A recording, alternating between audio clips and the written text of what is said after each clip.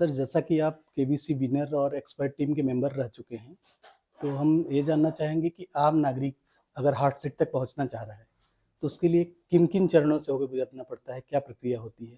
थोड़ा डिटेल में sir please. ये बात सही है कि आम जनता को पूरी प्रक्रिया के बारे में पता नहीं है। केबीसी में जाने का सपना हर कोई देखता है, जी सर। लेकिन वास्तव में इसकी जो प्रक्रिया है बहुत जटिल है। हर साल मई-जून के महीने में केबीसी की लाइन खुलती है सोनी चैनल पर। लाइन खुलने का मतलब होता है कि ठीक 9 बजे सोनी टीवी पर अमिताभ बच्चन जी आते हैं और एक प्रश्न पूछते हैं, उसका जवाब देना होता है और एक व्यक्ति एक फ़ोन से एक ही बार आंसर दे सकता है अथवा रिंग देके या जैसे भी उनकी प्रोसेस होती है। तो जब मैं गया था 2011 में, पुरानी बात हो गई, केबीसी 5 खेला था मैंने। उस समय तो प्रोसेस ये थी कि आप एक मोबाइल से कितने भी मैसेज कर सकते हो। लेकिन चूँकि बाद में हुआ ये कि लोग इतने पागल हो गए कि वो एक दिन में सैकड़ों मैसेज कर दिया करते थे।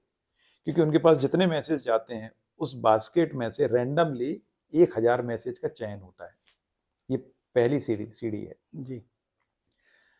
तो आज भी वही प्रक्रिया है। उनके पास जितने भी मैसेज जाते हैं उसमें से वो 1000 रैंडम सिलेक्शन करते हैं और जो 1000 रैंडम सिलेक्शन होते हैं वो सारे के सारे उन्हीं सब से अगले 1-2 दिन के अंदर उनके पास फिर से कॉल आएगा और उसके बाद उनसे 3 प्रश्न मोबाइल पे पूछे जाते हैं, जिसमें से 2 प्रश्न ऐसे होते हैं जिनके ऑब्जेक्टिव आंसर होते हैं। आपको 4 में से 1 चुनना होता है, बहुविकल्पी होते हैं। और एक प्रश्न ऐसा होता है जिसमें कोई विकल्प नहीं होता, डायरेक्ट आंसर देना होता है। जी। अगर तीनों प्रश्नों के जवाब आपके सही हैं, तो इसका मतलब ये हुआ कि आप ऑडिशन राउंड के लिए चयनित हो जाते हो। जी। तो ये 2 राउंड हो गए। पहले राउंड में पूरी तरह किस्मत है, जी। दूसरे राउंड में आपका ज्ञान है, ज्ञान है। अब तीसरे राउंड में जिसे बोलते हैं ऑडिशन राउंड, ये एक प्रकार से उनका रिटन एग्जाम है। इसके लिए पूरे इंडिया में लगभग 6-7 सेंटर बनाते हैं। तो भोपाल मध्य भारत का सेंटर है। उन सेंटर्स में अब क्या करेंगे, वो जो 1000 लोगों से उन्होंने प्रश्न पूछे थे पर डे, 1000 लोगों से 3 प्रश्न पूछे थे, जी। उन 1000 में से 100 लोगों को चयनित करते हैं। ऐसे करके लगभग 15 से 20 दिन ये प्रोसेस चलती है। रोजाना प्रश्न पूछे जाएंगे, रोजाना लकी ड्रॉ निकाले जाएंगे, रोजाना लकी ड्रॉ वालों से 3 प्रश्न पूछे जाएंगे। उनमें से जितनों के तीनों प्रश्न सही होते हैं उनकी संभावना 100% होती है सिलेक्शन की। तो इस तरह से 1000 में से 100 लोगों का चयन होता है रोजाना। तो अगर 20 दिन ये कार्यक्रम चला तो उन्होंने क्या 2000 लोगों का चयन कर लिया। इन 2000 कैंडिडेट्स को लगभग 6 सेंटर पर बुलाया जाता है, यानी हर सेंटर पर 300 साढ़े 300 लोगों को बुलाते हैं। सुबह 7 बजे से एंट्री शुरू होती है हर सेंटर पे और उसके बाद फिर ये प्रक्रिया बहुत लंबी चलती है। 9 बजे से उनकी एग्जाम शुरू होता है। उसमें एक बड़ी स्क्रीन होगी, बच्चन साहब उस पे आएंगे, जी। 20 प्रश्न आपसे पूछे जाएंगे। हर प्रश्न का जवाब आधे मिनट में देना होता है, 30 सेकंड में देना होता है। आपको आंसर शीट दी जाएगी, उस पर टिक लगाना है आपको। एक बार टिक लगा दिया, दोबारा टिक नहीं लगा सकते। 30 सेकंड में ये काम करना है। तो 20 प्रश्नों के जवाब जिनके ज्यादा सही होते हैं उनको अगले राउंड के लिए चुना जाता है। अगला राउंड होता है उनका इंटरव्यू इंटरव्यू राउंड। उसी दिन ऑडिशन होगा, उसी दिन इंटरव्यू होगा और इंटरव्यू के बाद जब इंटरव्यू हो जाता है उसके बाद आपको टाइम दिया जाता है कि अब आप इंतजार करेंगे। आज जिस दिन सारे ऑडिशन समाप्त होते हैं उसके ठीक 1 महीने बाद शो चालू होता है। जी। और 1 महीने बाद जब शो चालू होता है, मतलब 1 महीने बाद लोगों के कॉल शुरू हो जाते हैं। एक बार में 10 लोगों को इनवाइट किया जाता है। 10 लोगों को जो बुलाया जाता है वो सारे के सारे फास्टेस्ट फिंगर फिस्ट फर्स्ट खेलते हैं। वो फास्टेस्ट फिंगर फर्स्ट में 10 लोगों में से लगभग 5 लोग हॉट सीट पर जाने में सफल होते हैं, 5 लोग बाहर हो जाते हैं। लेकिन ये जो 10 लोगों का चयन होता है, ऐसे करते करते हर सप्ताह 10 लोग आएंगे। अगर उन्होंने यही कार्यक्रम 15 सप्ताह का रखा है केबीसी या 20 सप्ताह का रखा है, तो क्या चयन कितने को लोगों का होना है? 10 गुणा 20, 200 लोगों का चयन होना है। जबकि ऑडिशन राउंड के लिए कितने बुलाए गए थे? 20 दिन में हर दिन 100 लोगों को निकालते थे। तो 2000 लोगों का चयन होता है ऑडिशन राउंड के लिए, और ये संख्या 1/10 होती चली जाती है। फाइनली 200 लोग सेलेक्ट होते हैं। उनको उनका जब भी उनकी बारी आती है, उससे 15 दिन पहले, 10 दिन पहले उनको कॉल किया जाता है कि आपका चयन हो गया है और अब आप तैयार रहें। हम आपके पास सोनी टीवी की टीम पहुंचने वाली है, आपके घर आएगी, दिन भर आपके साथ रहेगी टीम। 3-4 लोग आते हैं उनके, वो दिन भर कैंडिडेट के साथ रहते हैं, उसकी पूरी दिनचर्या को जानते समझते हैं, वो क्या करता है, कैसे करता है, उसके घर में कितने मेंबर हैं, उनके घर की दिनचर्या कैसी होती है, वो हमारे साथ दिन भर रहते हैं, सुबह से शाम तक पूरा शूट करते हैं। जब मेरा भी चयन हुआ था तो कॉलोनी में बाकायदा शूटिंग चल रही थी सोनी टीवी की, सब लोग शूटिंग देख रहे थे। मैं और मेरी पत्नी, हम दोनों हीरो हीरोइन बने हुए थे, और पूरी रोड पर हम लोग वॉक कर रहे थे, वॉक करते हुए शूटिंग चल रही थी। वही वॉक करते हुए शूटिंग उन्होंने, उसमें जब वो बीटी दिखाते हैं, जी जी 1 मिनट का 2 मिनट का जो बीटी होता है शुरू में, वो उसमें पूरी सारी आपकी दिनचर्या दिखा देते हैं। मैं उस समय पुलिस ऑफिसर मेस में भी उनको ले गया, वहाँ भी शूटिंग हुई, अधिकारियों से मिलवाया। तो दिन भर पूरी एक्टिविटी शूट करते हैं, उसके बाद वो चले जाते हैं शूट करके। तो जैसे ही हमारा कॉल आता है कि अब आपको फला दिन फास्टेस्ट फिंगर फर्स्ट के लिए उपस्थित होना है, तो उनकी तरफ से पूरा एयर फेयर दिया जाता है। आने जाने का एयर फेयर आपको मिलेगा बाय, आप यान आप उनके पास तक पहुंचेंगे, और इसके साथ ही वहाँ लगभग 5 स्टार होटल में, मतलब बहुत हुआ तो 4 स्टार डीलक्स, नहीं तो 5 स्टार में आपके ठहरने की व्यवस्था होगी। कम से कम आप मान के चलिए सिलेक्शन के बाद 3 दिन तक संभावना रहती है आपके वहाँ रहने की, क्योंकि उन 3 दिनों में वो 1 सप्ताह की शूटिंग कर लेते हैं। एक दिन में 2 एपिसोड शूट होते हैं। सुबह पहला एपिसोड 11 बजे से शूट होता है 2 बजे तक, दूसरा एपिसोड 4 बजे से लेके 7-8 बज जाते हैं। इस तरह से 3 घंटे में, 4 घंटे में 1 घंटे की शूटिंग होती है। एक एपिसोड 1 घंटे चलता है टीवी पे, उसकी शूटिंग में 3 से 4 घंटे लगते हैं। ऐसे शूटिंग हो जाती है, और फिर जब शूटिंग हो जाती है उसके बाद वो आपको घर भेज देते हैं, अब आप घर जाएं, और बता देते हैं फला तारीख को आपका एपिसोड टेलीविजन पे आएगा। मतलब वो लाइव नहीं होता, पहले तो दिमाग से निकाल दें, वो रिकॉर्डेड होता है। रिकॉर्डिंग के दौरान जो भी आपने बताई हैं बातें, उनमें से जो चीज़ उन्हें अच्छी नहीं लगती उसको काट देते हैं, कट कर देते हैं, और वो वही दिखाते हैं जो उन्हें पसंद है। और सर ऑडियंस जो वहाँ रहती है? वहाँ ऑडियंस में हमारे समय में तो 250 लोग रहा करते थे। जो ऑडियंस होती है वो ज़्यादातर मुंबई में जो मैनेजमेंट के जो कॉलेज चल रहे हैं, एमबीए वगैरह के, उनको पासेस देकर आते हैं वो, या दूसरे शब्दों में कहें, मैनेजमेंट स्कूल या कॉलेज वाले लोग इनसे पास ले लेते हैं कि हमारे बच्चे देखना चाहते हैं, जी तो वो उनको पासेस देते हैं। और कुछ पास रखते हैं वहाँ स्टूडियो में, जो लोग मुंबई दर्शन के लिए जाते हैं, देखने जाते हैं, उसी समय उन्हें पता चल जाता है कि इस समय शूटिंग चल रही है शूटिंग केबीसी चल में, रही है। तो ऐसे लोग भी वहाँ लाइन लगा के खड़े हो जाते हैं। जी जी तो फिर जितने लोग ऐसे हैं जो जिनको पास दिए उनमें से नहीं आते, उनके स्थान पर जो भी उस समय टूरिस्ट होते हैं उनको वो एंट्री दे देते हैं। इस तरह से वहाँ जो बैठते हैं वो सारे के सारे पहले से ही डिसाइडेड होते हैं, लोग कौन बैठेंगे, जी किसको उन्होंने पास दिया है वही रहेंगे। ऐसे शूटिंग चालू हो जाती है। तो बच्चन साहब टाइम के बहुत पक्के हैं, और वो हमेशा 10 साढ़े 10 बजे के बीच में पहुंच जाते हैं, और जब तक शूटिंग खत्म नहीं होती, शाम को 9 बज जाते या 10 बज जाए, वो बराबर रहते हैं वहीं पर। हमने बहुत, हमारा सौभाग्य था, सिद्धार्थ बसु जो डायरेक्टर हैं उनके साथ मुझे खाना खाने का मौका मिला। लंच हुआ तो हमने खाना खाया। मैंने पूछा बच्चन साहब के लिए कोई खाना स्पेशल? बोले नहीं, यही खाना है, बस उनके खाने में मिर्च मसाले बिल्कुल नहीं रहते, बिल्कुल सादा रहता है। तो उनका थोड़ा सा खाना, वही खाना अलग से बनता है, बस मिर्च मसाले नहीं डाले जाते, सेम खाना होता है, वही खाना वो खाते हैं, वही हम खाते हैं। इस तरह से ये पूरी प्रोसेस होती है। फास्टेस्ट फिंगर फर्स्ट में जितने 10 लोग जो जाते हैं, यहाँ लोगों को बहुत बड़ी गलत फहमी है कि वहाँ मेरा जो सिलेक्शन होगा, जब इतने लोग जा रहे हैं, 200 लोग खेल रहे हैं, उनमें मेरा भी हो सकता है। सबसे ज़्यादा रिजर्वेशन अगर कहीं होता है तो केबीसी में होता है। वहाँ पर 10 लोगों के जो रिजर्वेशन का जो क्राइटेरिया है, उसमें 5 कैटेगरी बनाई गई हैं। एक गवर्नमेंट एम्प्लॉई एक ही होगा, प्राइवेट एम्प्लॉई एक होगा, एक किसान या मजदूर परिवार से होगा कोई, एक महिला होगी, एक गृहिणी होगी, गृहस्थ जो हाउसवाइफ है। इस तरह से उन्होंने 5 कैटेगरी बना डाली। जी। फिर हर कैटेगरी में भी 3 कैटेगरी हैं एज जी। वाइज, 25 साल तक, 25 से 45 तक और 45 से अबव, अब ऐसे करके 3 कैटेगरी एज वाइज हैं। तो हर व्यक्ति को किसी एक कैटेगरी में मिलेगा मौका उसकी एज में। अगर पूरी इंडिया में 150 लोगों का चयन होता है तो आप मान के चलिए आपको इंडिया में 4 से ज्यादा सीट में फाइट करने का मौका नहीं मिलेगा। यानी आप जिस कैटेगरी को बिलोंग करते हो उसमें आपको 4 कैंडिडेट पूरे इंडिया से चयनित होंगे, उनमें से एक आप होगे। तो ये प्रोसेस बहुत लेंथी होती है।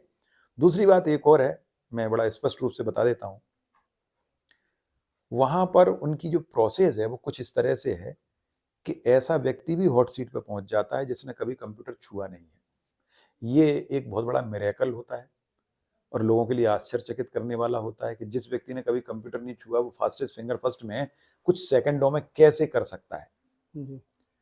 तो मैं सिर्फ इतना ही कहूंगा कि या तो उसका भाग्य है या बस खुदा मेहरबान तो गधा पहलवान, बस इतनी सी बात है। कैसे होता है, क्या होता है, ये अंदर की बात है, लेकिन ये सच्चाई है कि वहां एक अनपढ़ व्यक्ति भी हॉट सीट पर पहुंच जाता है, जो कि प्रैक्टिकली संभव नहीं लगता। मैं फिर कह रहा हूं, ये क्या होता है, कैसे होता है, ये अंदर की बात है, लेकिन ऐसा होता है, वहां कोई भी पहुंच सकता है। और वो जब तक किसी एक आम व्यक्ति को नहीं पहुंचाएंगे हॉट सीट पे, तब तक आम व्यक्ति प्रेरित ही नहीं होगा केबीसी खेलने के लिए। बिल्कुल सर। तो यही उनका उद्देश्य है कि जन जन तक केबीसी घुस जाए लोगों के दिलो दिमाग में। दूसरा, सिलेक्शन उसी का होता है जो टीआरपी दिलवा सके, जिसमें हंसी मजाक करने की खूब क्षमता हो, एक बहुत अच्छा जोकर होगा, सिलेक्शन होगा। जी। एक ऐसा व्यक्ति जिसकी कहानी बड़ी रोचक हो, उसका सिलेक्शन होगा। जिसकी जिंदगी में रोचकता बहुत हो, जी। सिलेक्शन होगा।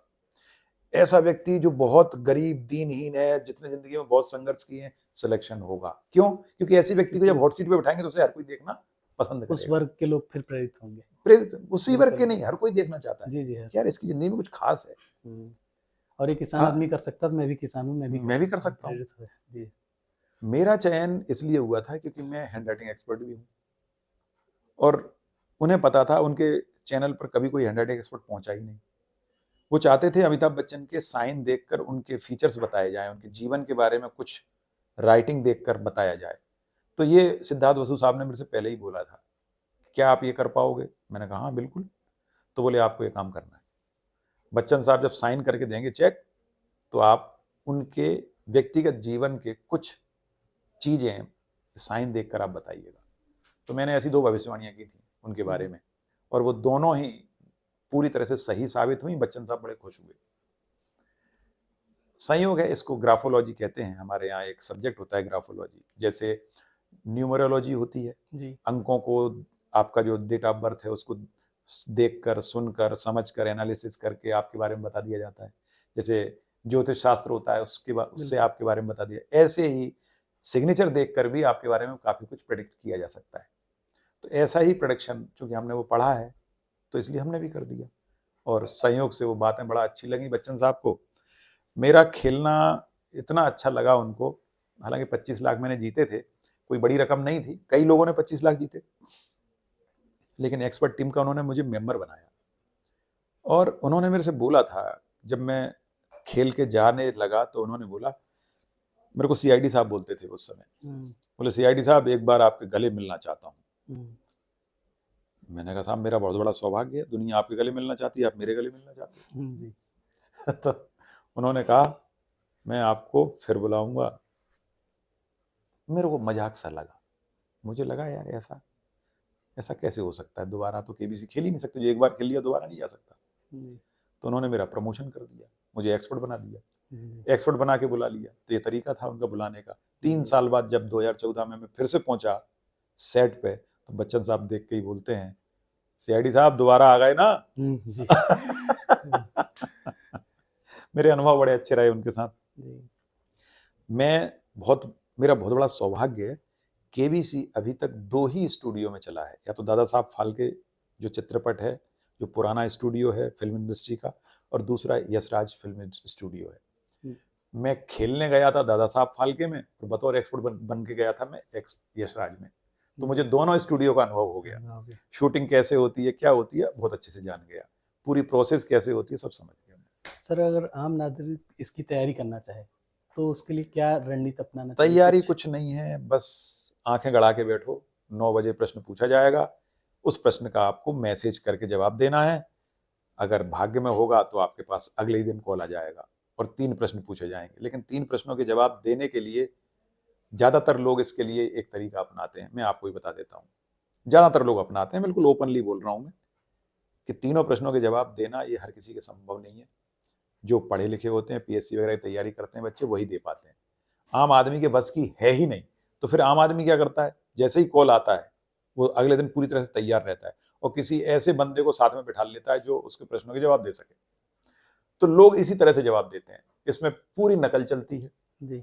लेकिन उन्हें इससे कोई लेना देना नहीं कि आप नकल से दे रहे हो, कैसे दे रहे हो, अकल से दे रहे हो, जैसे भी देना है दे दो। उनकी नजरों में आप सही बैठ गए, क्योंकि उन्हें तो सिलेक्शन फाइनली कब करना है, जब आपका इंटरव्यू होगा। आप इंटरव्यू के दौरान उन्हें लगा कि आपकी जिंदगी में रोचकता है और आप योग्य हैं, तो आपका चयन होगा। फिर भले ही रिटर्न में आपके 20 में से 10 ही सही क्यों ना हो, क्योंकि मैंने ऐसे लोग भी देखे हैं जिनके 10 सही थे तो भी सिलेक्शन हो गया। इसका मतलब वहां टैलेंट की वैल्यू नहीं है, ये गलतफहमी मत पालना, मैं अभी बता रहा हूं। कोई सोचे कि टैलेंट से हो जाएगा, टैलेंट की जरूरत केवल दूसरे राउंड में होती है जब 3 प्रश्न पूछे जाते हैं। इसके अलावा कहीं टैलेंट की आवश्यकता नहीं है, बस आपकी स्टोरी बहुत अच्छी होनी चाहिए कि आपको हॉट सीट पे बैठाएं तो जनता देखना पसंद करे, तो आपका सिलेक्शन पक्का है। ये तरीका है इसका। बस ये तैयारी करें, मई और जून के महीने का इंतजार करें, सोनी टीवी पर 9 बजे अमिताभ बच्चन के आने का इंतजार करें, वो प्रश्न पूछेंगे, प्रश्न का जवाब दीजिए। सर, क्या क्या विशेष रूप से पढ़ना चाहिए? मतलब पढ़ने के लिए ऐसा कुछ नहीं है, सबसे ज्यादा इंपॉर्टेंट है करंट अफेयर्स। जब भी केबीसी में चयन होता है, आप पिछले 1 साल का करंट अफेयर्स उठाइए, अच्छे से पढ़ डालिए। केबीसी में पूछे जाने वाले 60 to 70% क्वेश्चन करंट अफेयर्स से होते हैं, और बाकी जो गहराई वाले प्रश्न होते हैं आप चाहे कितना ही पढ़ लेना, अगर फंडामेंटल क्लियर है तो तुक्का उक्का लगा के आप सही कर सकते हो। इसीलिए तो वहां लाइफ लाइन होती है ना 3-4, नहीं बनना तो पूछो। बाकी आप सोचो कि आप बहुत गहराई से पढ़ के और जैसे यूपीएससी निकाल लोगे, ऐसे वहां का भी जवाब दे दोगे, तो गलतफहमी मत रहना। मैंने कई आईएएस को वहां फेल होते देखा है, 20,000 भी नहीं लेते ऐसे लोग, क्योंकि वहां प्रश्नावली वैसी बनती है। अगर आप जिस बैकग्राउंड से, उसी बैकग्राउंड के प्रश्न पूछे जाएंगे। अगर आप हाउस वाइफ हो तो आपसे पूछा जाएगा पूड़ियां कैसे तली जाती हैं, लेकिन अगर आप एक इंजीनियर हो तो इंजीनियर वाले प्रश्न पूछे जाएंगे। अगर आप प्रशासनिक अधिकारी हो तो प्रशासनिक अधिकारी, इस तरह के प्रश्न पूछे जाएंगे।